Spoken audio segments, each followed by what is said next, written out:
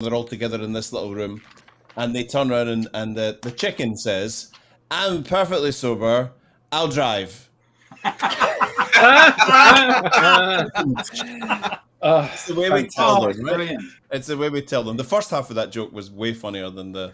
Well, it would have to be, really, wouldn't it? It would have to be. Hello, everybody. Welcome to the digital download. It's Friday again. So let's quickly go around and introduce ourselves.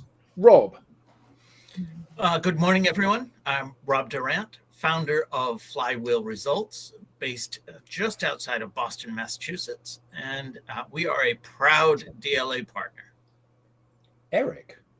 My name's Eric Doyle, based in Aberdeen, Scotland, and we are digital commercial advisors, and we too happen to be strangely partnered with DLA Ignite. Strange. Alex. Hi everyone, Alex from Superhero, based in sunny Leighton Buzzard, Bedfordshire, UK. Pleased to be here, and also a proud partner of DLA Ignite. Oh, come on. There's a theme here, isn't there? There is a theme. Lenwood. Hello, I'm Lenwood Ross, founder and CEO of Accelerate, partner of DLA Ignite, and based in the U.S., just outside of New York City. Tracy. And lastly, I'm Tracy Borson. I am in just outside of Calgary, Alberta, Canada, part of the Crux team, who Eric so fondly already mentioned is a partner of DLA Ignite. And you're not last, actually. Last, but by no means least, Tim. Hello, everybody. I'm Tim Hughes. I'm the CEO and co-founder of DLA Ignite. Welcome, everybody. And I'm just going to, they say never start with an apology, so I will do. I have a bit of personal drama in my life at the moment, and if I have to disappear, please accept my apologies. I'm waiting for a phone call from my mother, and the moment that comes through, I'm leaving. Sorry. Okay, We get you. say hello to your mum from us. I will do, yes. That's just modern life these days, isn't it? That's just Yeah. that's what working from home. Well, Mum, you've got to be on her beck and call, you know. Exactly. Exactly. Yes, indeed. So, chat. So I forgot to switch the chat on. So sorry to everybody. Hi, John Bloomfield. Hi, John. Yeah. Hi, Martin. Oh, hey, Martin. Hi, John again. Sorry, we missed you. And Plenty of John. and hi, Andrew. Andrew. There's some really nice things about me yesterday. Thank you, Andrew. No, it was lovely, wasn't it? On social things. Sales, the lifeblood of every business. Sales is, whether you'd like to admit it or not, the most important role in every organization, whether that's selling products and services that generate revenue or selling ideas to stimulate conversation and change the mindset of people. If you don't acknowledge that sales is the gateway to the wider world, your organization operates in a vacuum and is bound to fail. I think it's fair to say that over the last few years, sales has changed out of all recognition. There used to be differentiation in the market. Every business had a USP. That's not necessarily the same. So now it's become much harder, and the role of the salesperson has consequently got much harder. The buyer has become more knowledgeable and sophisticated. They find it easier to discover facts and the names of your competitors. For organizations, price has become, in many cases, the only tool at their disposal to close business. If I offer a bigger discount than you, customers will choose me over you. It is this type of catastrophically short-sighted thinking that was the crucible in which the challenger methodology was forged. So now the seller can take control of the customer conversation. Is this still relevant? What has changed? What is an eternal truth in sales? What learnings can we take away from this as this decade-old methodology that is still talked about as if it is the latest thing, and people talk about how they have done the Challenger program. So I think it's fair to say that it gives us all the greatest of pleasure to welcome Brent Adamson, who is the author of The Challenger Sale.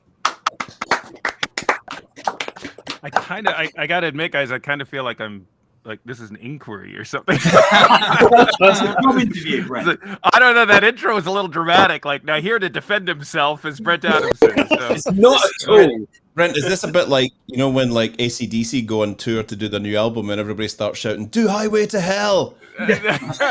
That's funny, actually. I thought that's a great analogy. There's maybe, yeah. I was on LinkedIn yesterday, and there was a talk about Challenger, and someone said, "Hey, have you read this book? You should read this book." And someone said in the comments, "I don't know, it's a little bit old school." And it's like, when did I become old school? I think the answer is it's not old school. I'm just old. That's a difference. But before we start, there's something I have to clear up, other than how the chicken can reach the steering wheel and the gas pedal at the same time.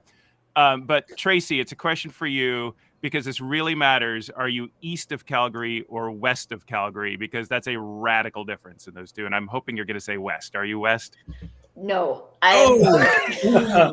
For those I'm of so you sorry. who don't know Calgary, the mountains are west and the Yes, they are. prairies are east. Yes, they are. So you could, like someone told me once in Plano, Texas. So Tracy, you're one of those people that can watch your dog running away for 2 days, right? So it is so flat. But just west of you is probably, other than maybe Lauterbrunnen in Switzerland, the most beautiful place in the world, which is Banff. And I will be there in Lake Louise. Oh, next Banff week. is lovely. Super excited. So. Wow. Anyone else doing their sales kickoff at Lake Louise, like Smart Technology, sign me up and Lake I will Louise come is do your beautiful. kickoff for free. Yeah. Let me say hi to Martin too. Martin, how you doing? Grüß Gott. It's good to see you, man. All right. Sorry, I've now completely hijacked your show. What would you guys like to talk about? Well, you're talking about doing amazing sales kickoffs in Lake Louise, Yeah. and I'm looking at sales kickoffs in Torrey in Aberdeen. Oh God, I've got another one in Toronto coming up too, and it's like I just say, who does a sales kickoff in Toronto or Montreal? It's like y'all know it's cold up there. It's like and no mountains. But anyway, Who does a sales kickoff in Torrey in Aberdeen? That's a fair point. Here in the States, we all go to Orlando. I call it the Great Migration. It's like, it's like I call upon the sales organizations of the world to reunite in 1 year's time in Orlando. It's like, I always just have a question about companies that, and I used to work for larger organizations, and they're like, the sales kickoff is in Vegas, and everybody would go, oh. Well, that's problematic. That's problematic. Yeah, that's problematic. Yeah. Productivity Central. All right. So what do you guys want to know? Okay, so you wrote the Challenger Sale 11 years ago. Well, it was published 11 years ago. So I guess the first question is, what's changed? A decade has gone past. When it came onto the market, it was a completely fresh way of controlling the sale and controlling the conversation and steering the customer where you wanted them to be and building equity with the customer and proving that you could add more value than your competitors. So is it still relevant? 10 years is an awfully long time, isn't it? Yeah, although look, Neil Rackham's been selling was at that time 10 years old roughly, and I would argue his stuff is still relevant today too, right? In some ways it is. And if you talk to someone like Aaron Evans, who's very keen on studying the history of sales, he'll tell you this stuff was written in the 30s, potentially still. Stephen Covey's, though it's not the 30s, but it's also still relevant, right? And it's the because a lot of this stuff is tied to human interaction, and there's I think something about the stories that I've come as I've gotten older, and I've come to really appreciate sort of what's going on. There's so much of the story is contextual and how that context changes, Adam. So, particularly in the buying side. So we can come back and talk about how buying behavior has changed and the world in which buying happens has changed radically. But the thing is that's so interesting is the actors in that world that are changing so radically are still human beings, right? And so there are certain underlying just realities of our human condition that haven't changed. And I think this is what's really interesting. So I was doing a kickoff keynote for a conference a couple of weeks ago, and I was sharing the virtual stage with Tiffany Bova. I would imagine most of you guys know Tiffany over at Salesforce. Yeah, and she was at Gartner for a long time. Tiffany's very, very smart and written a couple books on strategy and sales. And the argument in the keynote it was all about the partner ecosystem and how go-to ecosystem, is the new, which by the way has nothing to do with the name of the company I work for, which coincidentally is also ecosystems. But this is a group of individuals that say the best way to go to market today is not as a company, but as an ecosystem of companies, a group, a network of companies. And so our host, who's actually a really good guy, his name's Jared, was kind of putting this position out, and Tiffany just wouldn't have any of it. She said, look, we were talking about this 25 years ago. There's nothing new here. Which is not to say it was wrong. It was just nothing new. And so the reason I say all this is because I find as I get older, I'm kind of finding myself, it's kind of like, the other day I told kids, I went outside literally and told kids to get off my lawn. I've become that guy, right? It's like, I'm becoming like this guy that says, we were talking about that 20 years ago. You know, it's like I'm like in this angry, crabby old dude who's just like saying there's nothing new here. And what occurs to me is when we came out with the Challenger, there were angry old crabby dudes saying there's nothing new here then. And now it's like I totally get what they were talking about now, right? So it's so sorry, that was just a long rant for nothing. But so Adam, let me see if I can answer your question. So yes. So if I think about at least the 30 years of sales and B2B commerce that I've been involved with, the front row seat, I think it's a story. And Tim, and I think you and I have talked about this pretty extensively, but it's a story of effectively what I might call chasing differentiation, right? Which is, how is it that we can stand apart in the marketplace? How can we look different to our customers such that they are willing to, they trust us more, they appreciate us more, they value us more, and as a result, well, of course, are willing to pay us more.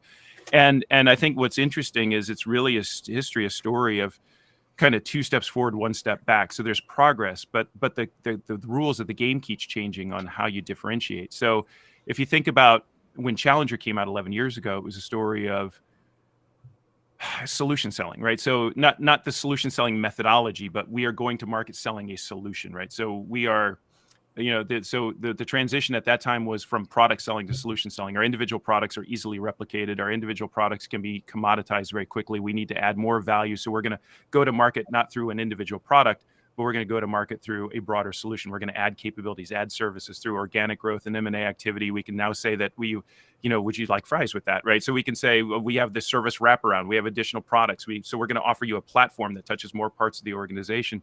What's interesting is that so much of the research we were doing back then at CEB in sales across, say, 2000 to 2010 was all about, how do I do that? Because it's actually really, really hard to sell what some companies call the continuum. How do I sell 1 + 1 + 1 = 4? How do I cobble together? I still hear this all the time today. It's like, we bought all these companies and now we want to show our customer the incremental value of the fact that the sum is greater, that the whole is greater than the sum of the parts. And so a lot of our research on how to do that effectively. The trouble was, or the challenge was, that one company built out its solution set, another company, a competitor, would build out its solution set. So think like FedEx and UPS, right? FedEx started with planes, and UPS started with trucks. And over time, so that was I got a product, overnight shipping on planes. I got a product, like freight shipping and trucks. And they built, and one got planes, the other one got trucks. They both bought stores. They both went global. And now they have world-class solutions, but they have world-class solutions that kind of look exactly like each other, right? So it's like, by the way, if you hadn't gone on that journey, you would have been really in trouble. So you kind of had to do it.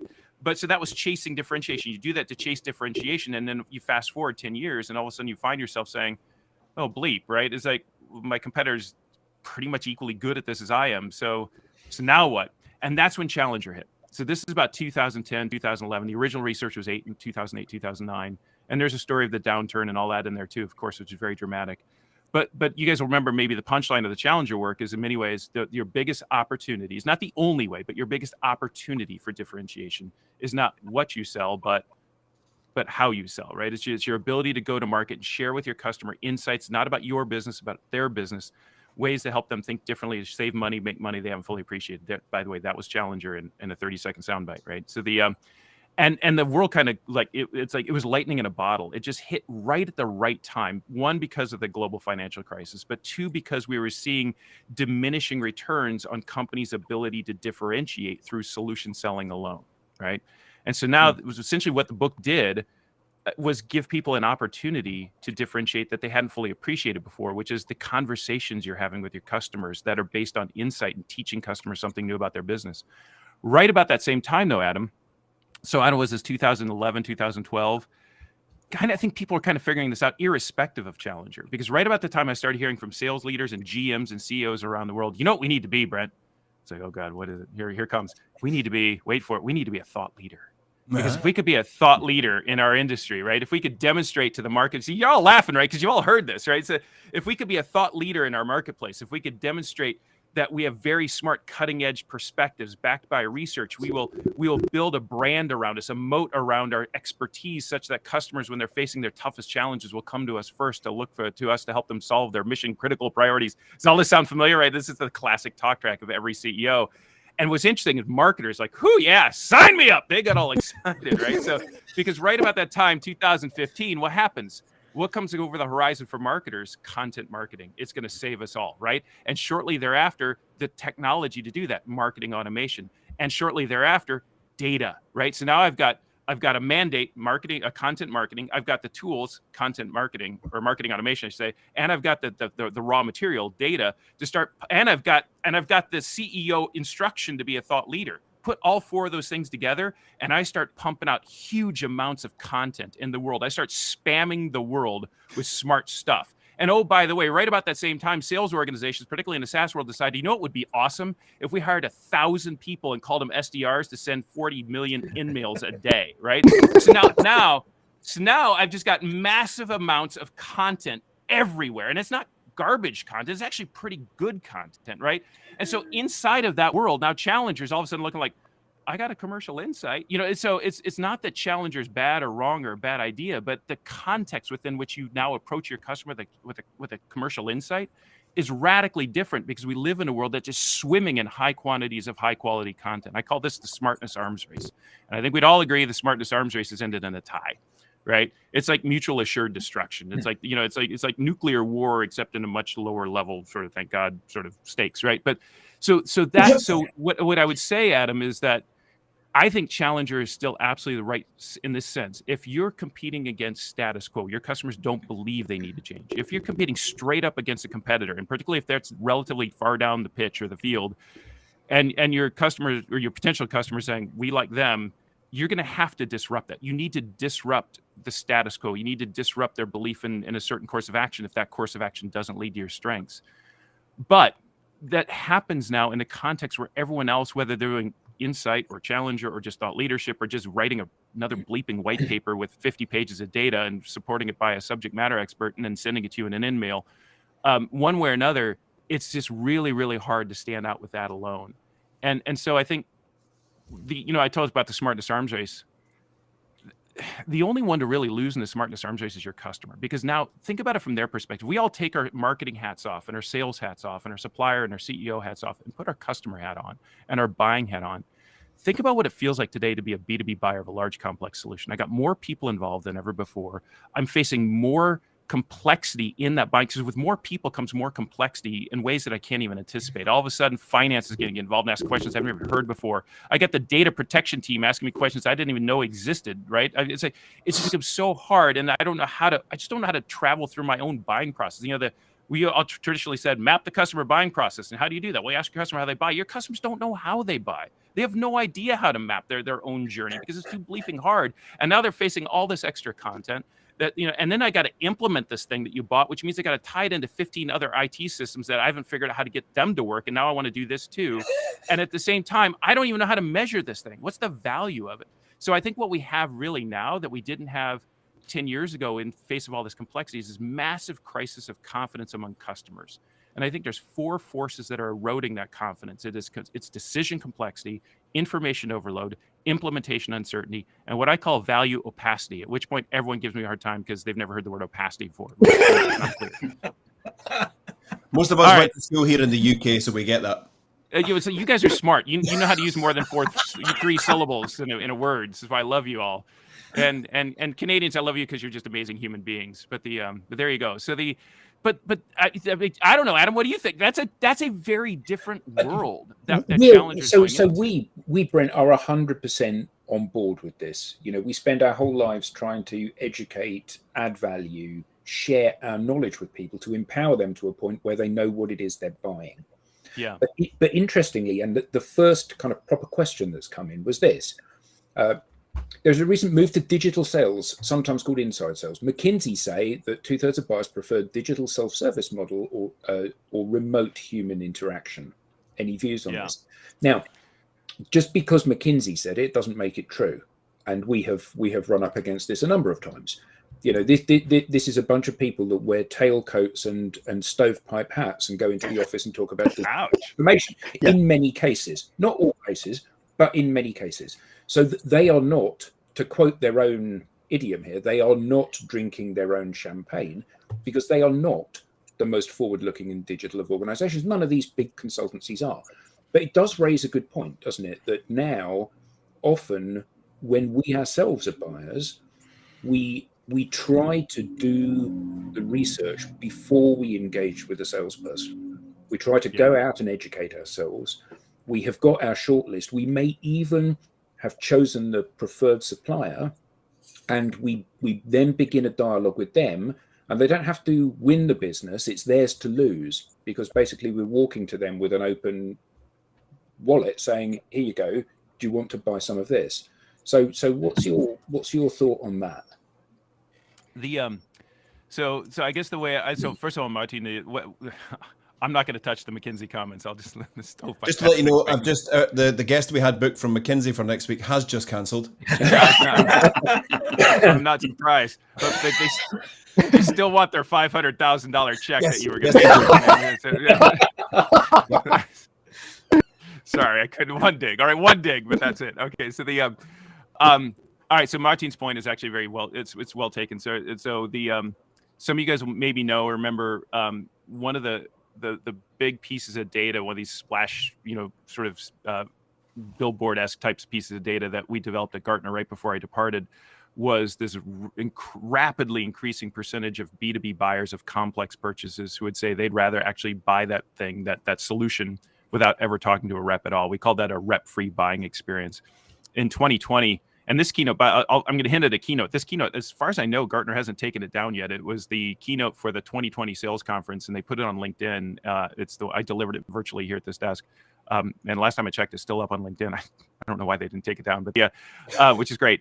But so in that keynote, what the number is 43%, which some people might remember is 43% of B2B buyers say that they would prefer to buy that B2B solution without ever talking to a sales rep at all. A year later, so right as I was leaving, is the last thing I did at Gartner when I left in May, is I scripted a keynote which someone else delivered. Alice is a great friend of mine. And the number had gone up to 70% or 72%. And this is and what was interesting, it started out with millennials, but then it crept into Gen Xers, and the baby boomers were going. Basically across the board, B2B buyers are saying, kind of, Adam, to your point, I can learn on my own. I can do my own due diligence. I can research. I can download information. I kind of not only don't need to talk to a rep, I kind of don't want to, because they're just the branding that sales professionals have is so bad right now, which is unfortunate because it's such an honorable profession when done well. But that's a side. Put a pin in that. We can come back to that if you want. But let me get to there's a kicker to this, and the kicker is what's so interesting. Here's the kicker to the story. For those customers who prefer to buy those B2B solutions without talking to a sales rep at all, they are far more likely to experience higher levels of regret for whatever it is that they buy. Oh, wow. So in other words, this is like this really interesting story of be careful what you wish for, you just might get it, right? So it's like you celebrate the fact that I'm not going to talk to a sales rep, and you go, I'm going to go do this on my own, and you get deep into it on your own. It's like, oh my God, this is awful, right? This is really, really hard. And I mean, just the same thing happens on the B2C side, on the consumer side, for all of us as human beings. Have you guys I was just talking to my wife about this last night, partly because I knew I was going to have this conversation. But have you ever tried to buy? So let me back up. Sorry. Large percentage of what we buy in this home, as is the case with many Americans, is on Amazon, right? So like 95% of what we buy, other than groceries, comes in through the front door in a box with a smile on it, right? It's like it's just or Shopify, which is an amazing company, but it's online one way or another. But if you guys tried to go on Amazon at some point and buy like a $15 dongle for your laptop, does this happen to you where like it's like, okay, no big, it's like, what's the big deal? I'm going to buy a $15 dongle. I just like the word dongle for my laptop, right? So you do a little quick search, boom, boom, boom. All right. All of a sudden, okay, here's 4,000 of them. Wait, what? Right? It's like, I don't know what to do. It's like, by the way, 3,999 of them are brands you've never heard of. Okay, that's no problem. I'll go with the brand I've heard of. So you go with the brand I've heard of. Oh, it's got 4.8 stars, but there's a bunch of 1 stars from people that hate it. That makes me kind of suspicious. Maybe I better start looking around. And all of a sudden, you don't realize it, but 3 hours later, yes, you're deep into some rat hole or like blind alley of reading review after review after review. And you've got 3 different things and they're side by side and you're confused as heck. And it's a $15 dongle for your laptop. And at some point you get so exasperated, you don't know what to do, but it's okay because Amazon's got your back. They've got a little button on the platform, which you all know if you shop there. And it literally says save for later, right? And so what you do is you click save for later and it all goes away. The pain stops, the frustration stops, you go on with your day. And oh, by the way, you never actually get the dongle. And my wife, I kid you not, my wife has over 500 items saved for later in her Amazon account.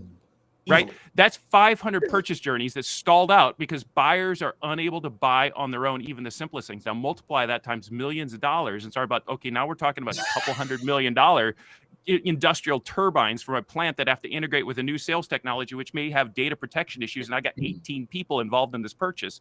Where's my save for later button, right? This is why I think, Adam, we need sales professionals today. We need sales professionals today to help customers, to guide them, to be their coach, to give them confidence, not in you or your brand or your, to give them confidence in themselves to pull the trigger. Because I think that's it's like when I'm overwhelmed with my decision complexity, I'm overwhelmed with information, I'm overwhelmed with my inability to implement, and I'm overwhelmed with what is the value of this thing. What I really need is I just need someone to tell me which freaking dongle to buy who's credible. That's what I need. And that's the opportunity. So if remember, this whole thing started with chasing differentiation. If you're looking to stand out today, if you're looking to differentiate yourself as a sales professional, it's not to show up with yet one more piece of information. It's to be a guide. I think the move, and so this is sort of my thinking now, is a move, what I would call moving from frame breaking to frame making.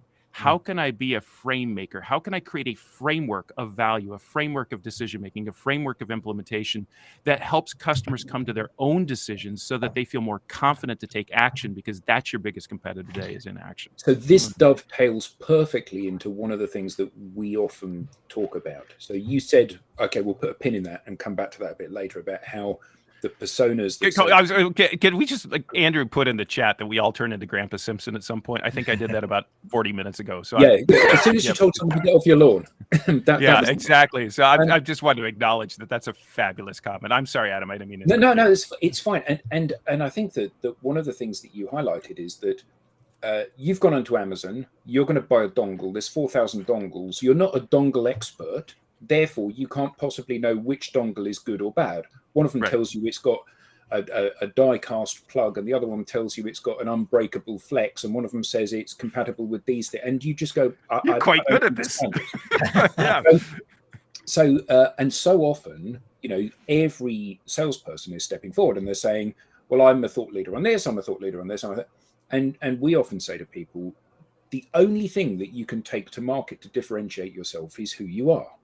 Now, you may not be an expert at buying ERP systems or buying dongles, but you are an expert on telling whether you like people or not. So you come onto a group like this, and you go around the group and you go, I like him, I like her, I like him, I don't like him, I don't like him, I like him. And that is something that everybody feels confident doing. And that's the initial cut that people make. You look like a nasty, arrogant, money-grabbing salesperson. I don't want to talk to you because you're not going to educate me. You look like a friendly, helpful person that's always chatty and approachable. Actually, I will have a conversation with you because I don't feel threatened. So I think that that's a really important foundation, if you like, for sales in the digital age. Maybe, Adam, but if I take that and extend it, that sounds like what you're saying is be approachable, be kind of chatty, where you don't wear an old rumpled T-shirt. But if I may, and that's the unfair interpretation of what you said. What I have learned in the many years of doing this, I have a really bad projection bias. I mean, like a really, really strong projection bias. Right? I just assume that everyone is as insane as I am, thinks like I do, acts like I do, and I'm wrong 99% of the time. So what I've found, and I struggle with this, but at this level that you're talking about, Em, is I need to. It's a mirroring technique, right? I need to figure out who is this person and how can I give. Not even how can I be like them? That would be mirroring. How can I just be like them? But rather, how can I figure out their what's the energy that they need, right? And this starts getting really human, really deep. I apologize because I'm making this up as I go right now. But I think what I'm now actually doing with you is I'm sharing with you out loud consciously what I think I just instinctively do. And I'm trying to do it with you guys right now. It's like, what's the energy of this group? Are you more formal or informal? Are you more skeptical or are you actually more open? And I'm trying to match that. And I'm trying to figure out how do I give you the right energy that's going to get you excited, right? To get you engaged. And it may be the opposite. So opposites attract. It may be the same. It might be mirroring. So if it's skeptical, if I'm talking to someone, it goes back to the challenger customer stuff. There's some really neat work in there about mobilizers and teachers and just profiling stakeholders. And I come back to my own mind all the time. But if someone is very clear to me initially a skeptic, usually they're sitting like this, they got their arms crossed, they're leaning back in their chair. It's like, got it, game on. Okay, let's go, right? And it's like that's a very different conversation than someone starts, hey, Brent, it's so good to see you. And so it is. And it doesn't mean, so if someone's like this and sitting back there, it doesn't mean I do that too. That will probably actually make it worse. That amplifies skepticism. But I've got to come out with a level of expertise. I've got to start talking. I've got to put my data hat on. I've got to come with evidence. Evidence is everything to a skeptic, right? So it's like, that's yeah. It is, but the difference in this environment is that you're already in the room talking to us. Yeah. And at that point, you can be that reflection. Point. You can be that that mirror or that contrast. The reality is that when you are putting an outbound coat on and you're going out onto the world of LinkedIn or social or the website or whatever it may be, you're not, there's a million people. And actually what we have found is that people are interested in finding somebody that they find some kind of synergy with. I have a lot of sales conversations with people that play the guitar for obvious reasons. And it's not because I'm trying to sell them a guitar. It's because that's a great rapport building thing. We talk about guitars. We talk about what they do. We talk about what I do. We see if there's some chemistry and some synergy. And if there is, we develop that. And if there isn't, that's fine. We've had a nice chat and we move on and chat to somebody else. Yeah. And I think that one of the beauties of the digital space, even on a platform like LinkedIn, there's 875 million members. You're not looking to talk to 875 million people. You're looking to talk to some people that you have something in common with that may lead to some commercial conversation at some point down the road. But the key thing is that I want somebody who sees my strengths as a strength and my weaknesses as not important, rather than me pretending that I'm all things to all men. I'm with you. So this is, by the way, the guitars on the wall has become a bit of a trope of the you're the third person this week with the guitars on the wall. I think I've talked to. So everybody's got a guitar on the Everyone does it. Okay, just enough. But man, I say that with love. That was not a criticism. I appreciate you, man. But you become like actually almost like a segment in my mind. Okay, this is the guitar on the wall guy, right? It's like a little laid back. It's like kind of loves music, which is right brained. It's I know how to work with this person. That's great. But I think Adam, your point is really interesting. So in this world where it's you just have to kind of, and Tim, I'd love to get your thoughts on this. You just have to kind of put yourself out there, right? And say, this is who I am. This is, as you're talking about, I'm say, this is what I believe, and this is who I am, and this is sort of my way of working. I mean, let's face it, I'm not everyone's cup of tea, as I would say half of your guests would agree with right now, right? But it's just who I am. And, and if you ask me to be someone radically different, that's actually going to be hard. And I'm going to struggle to and so we're probably not going to hit it off. Here's where, though, I think that's a bit of a challenge is if I'm a sales rep with a bounded territory and say, whether it's 5 or 500 customers I can go after, and I have to find business in that small universe, it's a bit of a luxury to just say, be your true authentic self. It's like, what if 90% of the people in my territory hate my true authentic self? What do I do now? Welcome to my world. Right? By the way, this is true in marriage too, but that's a whole other story. So Alex or Rob, you had questions. Do you want to ask a question? Actually, the question I came with is a little bit different now. I picked up on one word that you said, Brent, when you were talking about transitioning from the self-service on Amazon to the self-service of multi-million-dollar projects. And you said the word credible. Yeah. And that sparked a thought. So sales, the transactions are the lifeblood of any organization. That's how we kicked off this call, is sales are the lifeblood. But is sales the department still the center of it all, still the most important department in the organization, given that credibility wall that sales has to climb? So now you're treading into dangerous waters, aren't you, Rob? Because that's me, right? Because now we get into the stuff that's really urgent and really hard, and really urgent, really hard is well, it's really hard, right? So this is I was lucky enough to publish a couple things with Harvard Business Review this year, and there's one. It was a digital article, which they named, I didn't name, is like sales and marketing are becoming obsolete. I don't know if you guys saw that, but that one kind of blew up because it got a lot of attention. Yep. And it's a profile actually of the company I'll be with next week in Lake Louise. It's Smart Technologies, Calgary-based company. It's educational technology. Jeff Lowe is the chief commercial officer. There's an amazing guy because he's Canadian. And what this, just briefly, and you guys can go find this article, but what they've done at Smart is they clean sheeted the whole thing. First principles, they said, okay, customers are buying in a radically different way. Let's figure out what are the buying jobs that customers have to accomplish or complete to their satisfaction in order for them to arrive at a purchase decision. So this stuff would be inspired by a guy named Bob Mesta, and this is a name worth writing down for those you take notes. Mesta it's hard to spell, pronounce. It's Moesta. It's actually not hard to spell, but it's just the spelling doesn't look like the pronunciation. Bob Mesta. I've had him on my podcast. Bob's a really, really intriguing guy. Yeah. By the way, just show you how smart Bob is. He's like a genius and a savior to all of us human beings, at least those who travel. He's the guy that came up with the little arrow on the fuel gauge on your car that tells you whether that you put the gas in on the left, the passenger side or the driver's side. That's literally Bob's idea. That must be worth a Nobel Prize, surely. Right? I know, or at least a candle on an altar or something. I don't know, man. That's like right up there. It's like, holy mackerel. And he's a really good guy.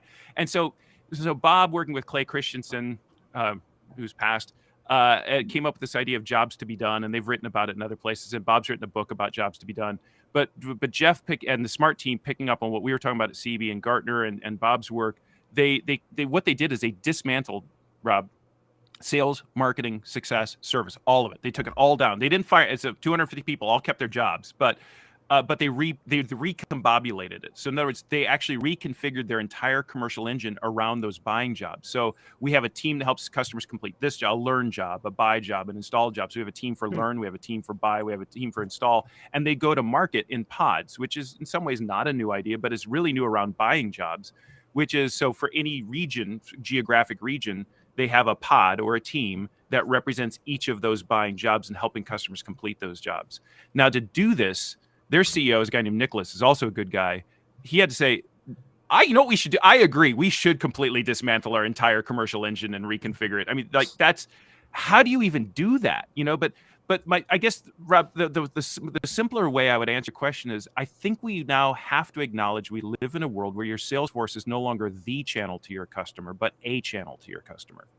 Full stop. At any given point on the buying journey. So we used to think about this linearly, right? So first marketing, then sales, first the digital, then the human. And we now know definitively from research, part of which I was involved with at CB and Gartner, that process isn't linear. Customers loop their way through it. They're channel agnostic. I don't really care if I get the information from a rep or a website, which, by the way, is in direct conflict with customers saying, actually, I'd rather not talk to a rep. So there's some really interesting tensions going on there. But nonetheless, what I really want to do is, because I think it's what customers are saying, you're asking me the wrong questions. Not who do I want to talk to, a website, or do I want to talk to a rep? I just want to freaking feel confident about the job I'm trying to complete to move this deal forward. And if a human can help me, that's great. I don't believe they can help me, but if they can, that's great. And if a website can help me, that's great. I'm going to go there first, right? But so what this means is we have to stop thinking, I think, about sellers and making sellers. Well, I think we have to keep thinking about that, but we have to think about selling, right? So selling happens at an organization through multiple channels, through human channels, through partner channels, through digital channels. And we have to solve at a higher altitude for building customer confidence across all those channels and tie them all together. And that's hard. That's so hard, right? And it's so different from anything that I think that the single biggest obstacle for most commercial organizations across the next 5 years in driving disproportionate growth will be their own legacy silos getting in their way of helping them realign to how customers buy. And I acknowledge that's a bummer. Do you know what I mean? Because incentives, budgets, identity, right? There's a whole nother riff here that's so interesting around identity. In other words, if I've grown up my entire career thinking I am the head of sellers, right? I'm a chief sales officer. Because chief sales officer, I know a lot of them, God love them, they're good people, but they like to define themselves by the size of their sales force, right? That's how oftentimes they'll introduce themselves. I'm Brent Adamson, I sell for this company, and I've got a team of 500 people. Well, I'm Tim Hughes, and I sell for this company. I've got a team of 4,000 people. We used to bring out the Tyrone Edwards, is a good, great guy. He's a former head of sales at Merck, the pharmaceutical, back in the days when farms all had huge sales. You'd always trump everybody. He's like, I'm Tyrone Edwards. I used to be the head of sales at Merck, where I had 15,000 salespeople. And the whole room would go, oh my God, right? It's like, but it was like we would define ourselves by the people. In other words, I'm the head of sellers, and so my job as a head of sales is to build, train, coach, deploy, and ultimately win with the sales force. That's how I define myself. That's not just what I do. That's who I am. right? That's my identity. And if I suddenly walk up to you and say, hey, by the way, you need to think about, like, it's not, your sales reps are not the channel, but a channel. I'm not just undermining their behavior. This is like NLP, neuro-linguistic programming, Dilt's ladder type stuff, right? If I'm actually tapping into them, not just at their behavior level, you sell through reps, but your identity level, you are the leader of selling.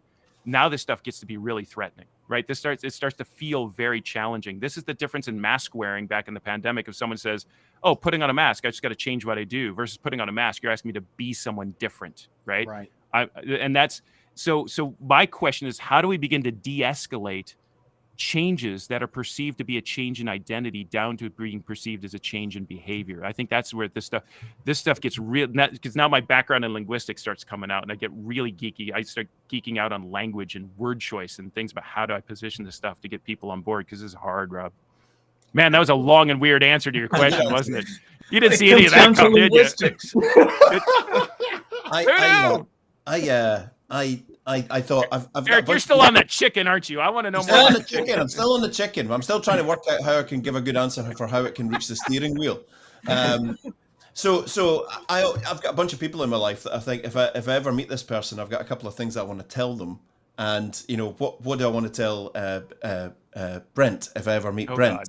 So no, this is really cool. So and I guess you get a lot of this. I got a lot of people going, oh my God, you changed my life. So I just wanted to give you a little practical example of how you're that again, going back to the highway to hell. Highway to hell. Play Freebird. Back in the day when this little thing came out, yeah. I read it and I was this little one. No, this one. Oh, right. Okay, sorry. This one? I don't know if you guys noticed, but it says right on it there's over 500,000 copies sold. So you all get to have one. Oh, yeah. So I was a managing director of a company. I was quite forward thinking at the time, and I read this and I was like, we are going to change. We are going to change. What we were doing at the time, we were very good at. We sold a thing.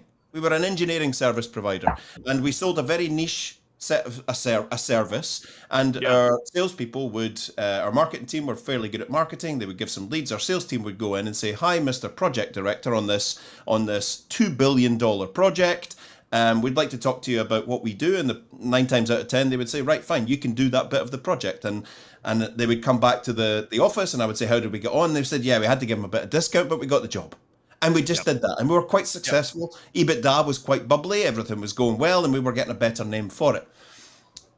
When I read this book, and I bought a copy for everyone in the company and said, right, I'm not going to force this on you. I'd like you to read it willingly. Particularly the bit, why did we just go into that big project director and just tell him what we do? And they said, because that's all they wanted to hear. Yeah. He was really busy for time. He was frantic when he came into the room. He was one of these guys. He was a chain-smoking, amphetamines-addled project director on a $2 billion project, and he was just like, come on, just tell me what I want to know. Show me the brochure and get out. So this little, it's still ringed. It's still ringed from the day. We are hearing now more than ever that before sales leaders are urging their sales organizations to place the customer first. So why did we only talk about what we do? Because that's all the customer wanted to hear. The term customer centricity is back in dramatic faction. The assumption is that if companies want to grow coming out of the recent downturn, they're going to have to ensure that everything they do delivers maximum customer value. The problem is, however, while companies have been emphatic about their customer centricity, they've been equally vague about their sales organizations and how to actually do that. So we took this and we studied it hard. We had an immense engineering horsepower and engineering integrity management horsepower that we used internally to deliver on our projects. What if we go in and sit down and go, so Mr. Project Director, what's your biggest problem? And let's have a guess. Time, resources, budgets. What if we were to provide you all of that? Well, I can't hire people. I'm not allowed to hire people. I don't have the budget. Yeah, but as under one project, under one purchase order, instead of just the little bit that you know us for, what if we were your engineering horsepower? What if we also managed contractors on your behalf? That thinking in that paragraph in that book changed the EBITDA and future commercial success of a small organization. That little paragraph right there, because it made us think, and it made us think differently, and it transformed us from, we have a service that we'd like to sell you, to we're going to become pain relievers on your massive project. And we got the first one, we got the second one. Now this is us going from, a $200,000 sale at 30% margin to a $1.5 million sale at 50% margin. Company changing numbers because of that paragraph. I just wanted to share that with you because that's true. That happened. It's crazy, isn't it? Yeah. Yeah. That's The second thing was there was a friend of mine. This is a story that I'd like to share over a beer or a cup of coffee. If I ever get 5 minutes with Brent, a friend of mine worked for a huge, massive, one of the best known companies in the world, a bazillion employees. And they went through, he told me, he said, that book you mentioned years ago that you gave to all your staff? I said, yeah. He said, we're doing the Challenger sale. All the sales team are now doing it. And I don't know if it was, if you were involved or if this was something, but they were doing a Challenger sales training program. And he said, it's kind of changing my life. It's kind of changing my life. And I said, how's it going? He said, yeah, it's making me think differently about everything. We're going in completely armed. And then a few weeks later, he called me and said, so I've got something to tell you today. I interacted with my first client in my first Challenger mode, and it didn't go too well. I said, why? And he said, I won't say his name because he might be listening. This is a bit embarrassing. He said, we went into this client and all the board was there and all the technical people were there. And I sat down and I thought, right, okay, I've heard enough. And he was with his director, right? He was with his director who had put them all onto the Challenger program. And he said, right, can I just summarize what I've heard for the last hour? That none of you know how to run your business. Oh dear. And his director went, ha ha, good one, and said his name. And he went, no, not one single person in here understands how this business runs. And I do. And I'm dear. he said, the director said, can we just have a minute? Can we just have a little minute? I had that, what are you doing? What are you doing? And he's like, I'm challenging. He's like, no, you're killing us in here. You're totally, I'm challenging. He's like, dial it back a little bit. Take a breath. You've just insulted the entire board. That's not challenging. That's really stupid what you're doing. So let me rescue this. And they rescued it and it turned out quite well. And he's like, right, okay, I thought we were to go in and almost like, just make them realize they don't have a clue. But no. Let's go back to first principles again, and we'll work this through. And he then employed the mechanics of it and became very successful for his organization and transferred out of country and grew. But his first experience of, right, I'm going to tell them what it's all about. They want Challenger. Yeah. I'm going to challenge them. Well, it's funny because that's how so many people have interpreted the story. It's which to horrible effect to that. Matt Dixon's got this great line he used to say. It's like, look, we chose to call it the Challenger, not the Jerk, for a reason, right? Matt's hilarious. I always appreciated that line. There's something that's really interesting to me about all this, right? So, if you guys were to read The Challenger Customer, which is the second of the two books, and if I may, in many ways, I think it's the better of the two books because we were just so much smarter. Because that's when we had really shifted our perspective to buying as opposed to selling and really understanding what's happening there. But no one ever has done this, I'm sure. But if you go all the way back to the back of the book and deep in the acknowledgments where I thank my wife and two daughters, there's a line I put in there, and I put it there very purposefully, which is, it was a little note to my daughters, and may you grow up and understand in life. I've got my copy here. I could probably read it to you, but it's like, something to the fact, may you grow up and understand in life. The core lesson in life is the same as the core lesson of this book, which is everything revolves around empathy. And so it's the only place in the two books where the word empathy shows up, and it shows up in the very back of the second book, buried. But I think, Eric, at the heart and soul of all of this is a really deep sense of empathy. And I hesitate to even talk about it because everybody seems to be talking about empathy now. And I don't want it to become like a trope. Do you know what I mean? It's just like it's like trust or value, or it's one of these like empty vessel words that everyone gets on board with, and it just becomes a du jour sort of thing, which is a bummer because it literally is everything, right? So in other words, it goes back, Adam, to your point. Like, it's not just about mirroring, it's understanding the energy you're giving me and figuring out what energy I need to give back. And figuring out what energy I need to give back depends on understanding as best as I can with my bad projection bias what's going on in your head, so that I can figure out what's going to help you feel better, not about me, but help you feel better about yourself, help you feel more confident about what's going on in your world. Empathy is at the heart and soul of Challenger, in the sense of we talk a lot about this in the second book, the blue one, we call it the blue one, is mapping your customer's mental model and then figuring out how to break that mental model, right? So but I often said, Eric, if you want to truly understand how your customer thinks about their business, what's the first thing you have to understand? This is a really great question, by the way. I used to ask this all the time. If you want to truly understand how your customer thinks about your business, if you truly want to understand how your customer thinks about their business, what's the first thing you have to understand? What do you guys think? Customer. How you think about your business. No, The so customer. those are probably all true. Are you saying truly understand how your customer thinks about your business? No, their business. Or their business? Their Yeah, business. if you truly want to understand how a customer thinks about their business, what do you have to understand? Go on. Give us the punchline. So the answer when I did this, sorry, it's come on, no, I'm waiting. No, but the most people would say like you have to understand their business. That seems to be the most obvious. Like if I want to understand how a customer thinks about their business, first thing I would understand is their business. Now, if that were true, what would I do? I'd say my sales reps need to have business acumen training. I'd tell them to go read the financials and the quarterly, the reports and the 10Ks and the 10Qs and whatever all that other great stuff is that we learn about in business school.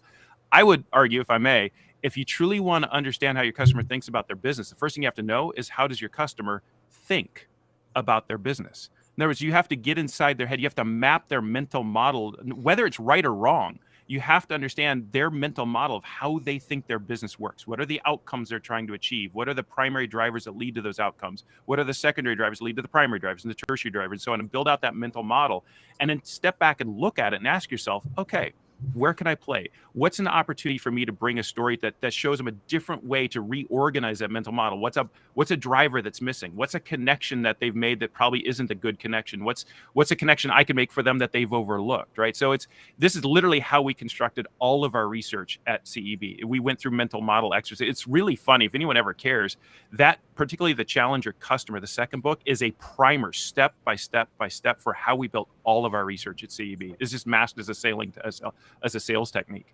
And and I know it works because I've done it for 20 years and it's insanely powerful, but it requires getting inside your customer's head and understanding how they think about things. And that to me is a really powerful example of empathy. By the way, Eric, the other part of your story just makes me realize one more time, yet once again, because it's so humbling. I mean this sincerely, to hear those stories and the impact they've had. It's incredible. And there's one thing I think we all want as human beings is like when we're gone someday is to know that maybe we made a mark, right? That we left something, we had a dent, we had a positive impact on people. Totally. And I feel in some ways I can, I'm not satisfied. I want to keep checking that box, but like to even check that box a little bit is insanely humbling. Yeah, well, thank it you. also, Yeah. You're welcome. It also tells me, by the way, I've made a 25-year career. I was an academic before that. It's a whole different career, but I've made a long career out of making other people wealthy. But there you go. I have made more people wealthy in the last 25 years. It's insane because The flip side to that was I did a little assessment in there and found out I had 15 lone wolves, which was another kettle of fish. Yeah, it's by the way, when I plug these books, just so you guys know, because sometimes people ding me on this, is I don't own the IP. So the IP actually is currently owned by the Challenger company. It was owned by CB, then Gartner, and then theoretically they could take my name off the book if they wanted. They don't. But so the books, and when I plug them, it's because of the ideas, not because I get any money off of it. Yeah. I just think they're smart. It's just research that I think is very cool. Very cool. Man, that was a pregnant pause.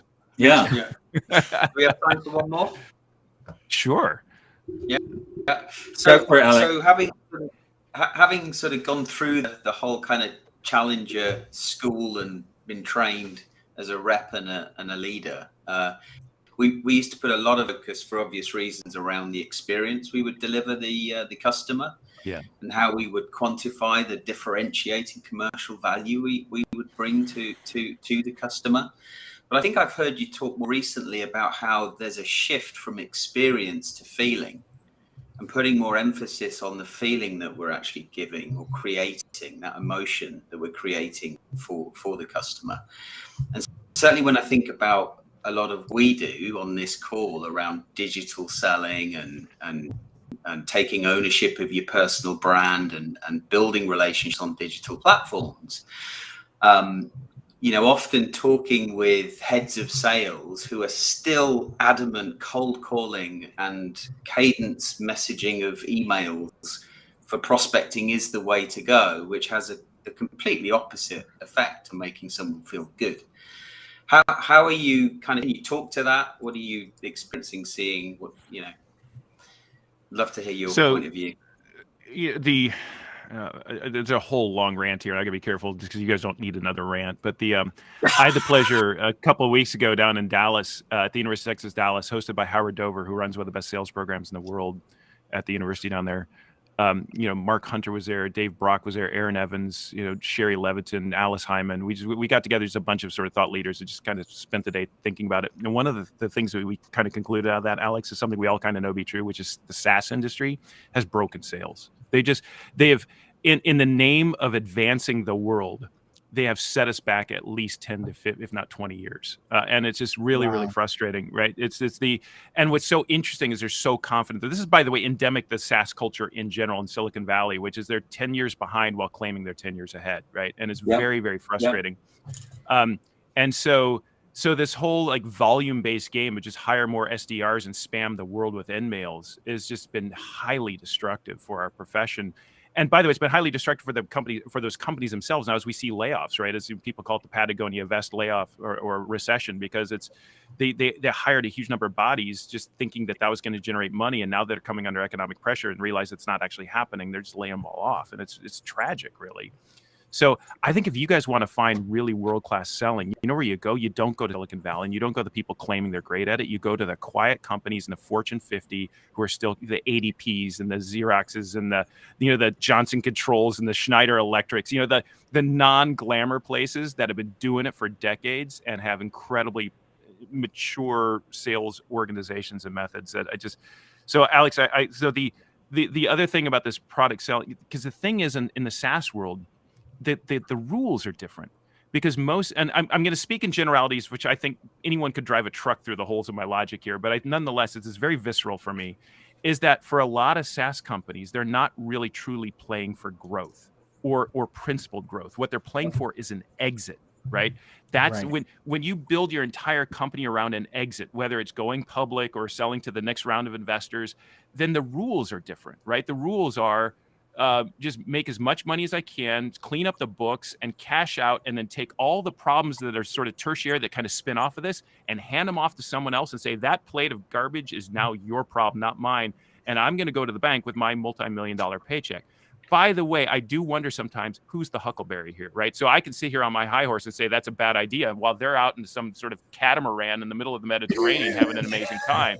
So I'm not sure exactly if my principled high horse is really the right answer here. But nonetheless, I do think that's what's happening, is that when you play for an exit, the rules are different. That is the best vignette of a comment for sales in 2022. That is absolutely brilliant. And so many of the organizations that we talk to are exactly in that situation where they've scaled the business. They've done loads of stuff, which anybody that takes a step back and looks at it can see is a short-termist view.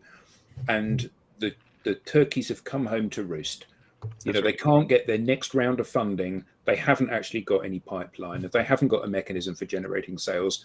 They can't even maintain the clients that they already have. And these organizations are, the next 2 years is going to see loads of them go to the wall. And they all buy the Challenger sale and tell their people to go be aggressive, and it goes back to Eric's point. It's a tough world out there. But I need to run too, and I know everyone else is going. I'm going to go do a live show on LinkedIn with Matt Hines, who's a great guy, by the way. But we do one every Friday. Real quick, if I could, so I put out a video once a week called Brent's Breakdown. We put on LinkedIn and YouTube, which is like my little rants and snackable pieces of content, and all this idea of frame making. This is what we do at Ecosystems. It's a platform that's originally called Value Management, but what I think of it is it's a frame-making platform. So if you're going to help put a framework around how your customers buy to help them make them more confident, there is actually technology, there are tools, there's ways, there's frameworks to actually do that. And that's why I came to this company, because I'm super excited that I just think for the right companies who want to do this in a principled way, Adam, there is answers. And so that's a conversation for anyone who wants to have it down the road. You guys are amazing. This was great fun. I hope you had a good time. We did. Thank you very much. A bit like really oh, stop! I'm just a schlub from Omaha, guys. That's all I am. So thank you so much for coming on, Brent, and giving us. You are welcome. Thank you very much indeed. Okay. Thanks, Brent. All right. Cheers, guys. Be well. Thanks. Bye. Thank you. Bye bye. Fantastic. Goodbye, everybody. Thank you for coming to the Digital Down.